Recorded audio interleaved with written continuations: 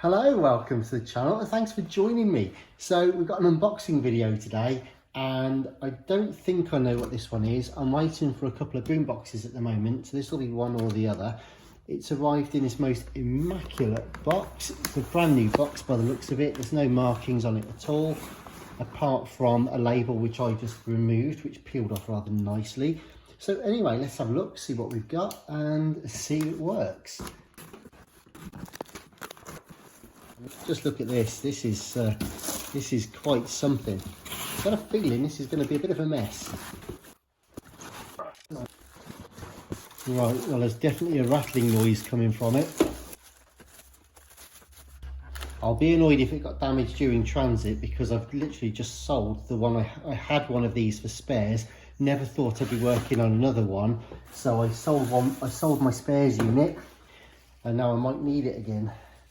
Anyways, here we have a Hitachi TRK-8080 and looks to be in a fairly good condition overall. I'm just stopping there to listen for the rattle.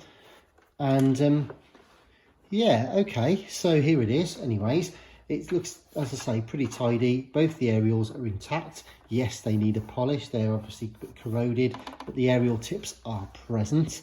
So what else have we got? Okay, well, all the switches and the knobs and what have you all seem to be present and correct. And yeah, okay, I'm quite pleased with that on the overall. I think there's no, yeah, the handle's okay. Yeah, that rattle's still going on in there, isn't it? So let's have a look. So basically, lovely radio tape player, very robust units, generally speaking, and very tricky to work on to start with until you know what you're doing with them, and then after a while they become slightly more familiar. So shall we see what happens with this if we try and get it to work? I've got myself a power lead already, so all right, well that means the radio works. Power LED is on. I'm just going to try and find a different radio station. To confront the mother-in-law over this and come to an agreement. Oh, well, there we go. Note that sugar is bitter sweet. Nice.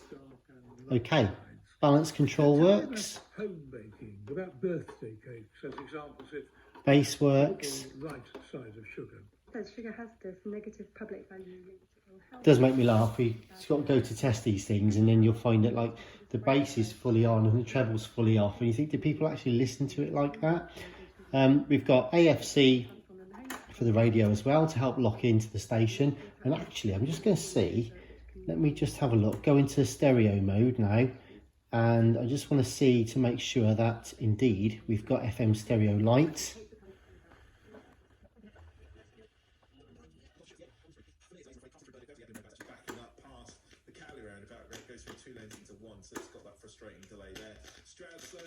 Okay, so it's on, but it's got a flicking switch there. I think we might just need to clean the switch or something. You can see the FM stereo is working just there. There we go. So hopefully it shouldn't be too bad. It should just be a little bit of a clean-up operation with that. I'll just try the other long wave. Yeah. Okay, so we're not getting much else. We should in theory get a bit more than that, but I think it's we've got corroded. You can see we've got corroded switch there for the wavelength selector switch, so we'll sort that out. I also think I just saw the FM stereo light come on there. There we go, good stuff. So that's okay. So I think we just need to clean the switches. I can see in my light that the light works. Can you see that flashing just there? So that's okay. Good. All right. So I'll just turn that down and put the aerials down safely. Ugh, yes, they really do need a polish, these aerials, and oil. You can hear how graunching they are, but they'll be fine. They're original, and that's great. Okay, so the aerial works. The radio works, I should say. So now the FM stereo, okay, so we go to tape. Right, let me just, yeah, I need to lubricate that cassette door a little bit. It's a bit sticky. But anyway, let's see if the tape plays. Well, the motor's going. Oh dear. Ugh, do you see that? That's the first time that's been pushed, I think, in a long time. Stop. Yeah, those belts have turned to absolute goo. It's going to be a devil of a job, and that's going to be great fun. You could see how hard it was to press the buttons, and then when they come back, look, where I press stop, well, they're starting to free up a bit, but that mechanism is totally gunked up. The grease has dried up.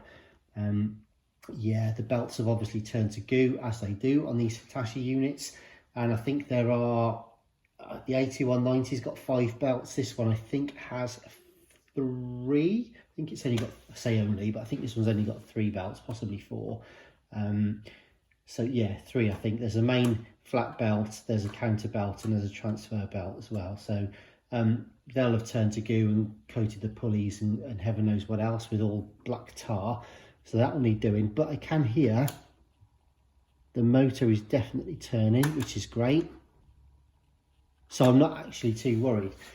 All right then, so a short and sweet one today, I think, basically. Yeah, the counter button's okay.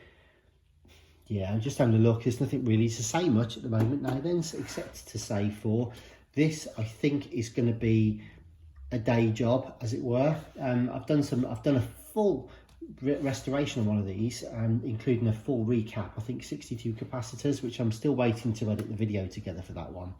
But I think this one, it's in good overall, clean, unsmashed condition. I'm not sure quite what's rattling around inside. Hopefully nothing of any real consequence.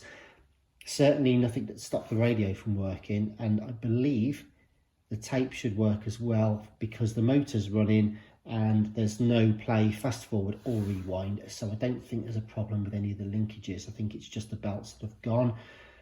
So yeah, I think this is just going to be a day's work. I'll film this one. I think it'll be worth doing, just so you can have a look inside. We'll give it a decent deep clean and a polish. We'll clean up the mech. We'll re-lubricate it all. We'll get the new belts on. We'll clean the switches, the selector switches, try and get some better radio contact back, and just, yeah, give her a good old shine.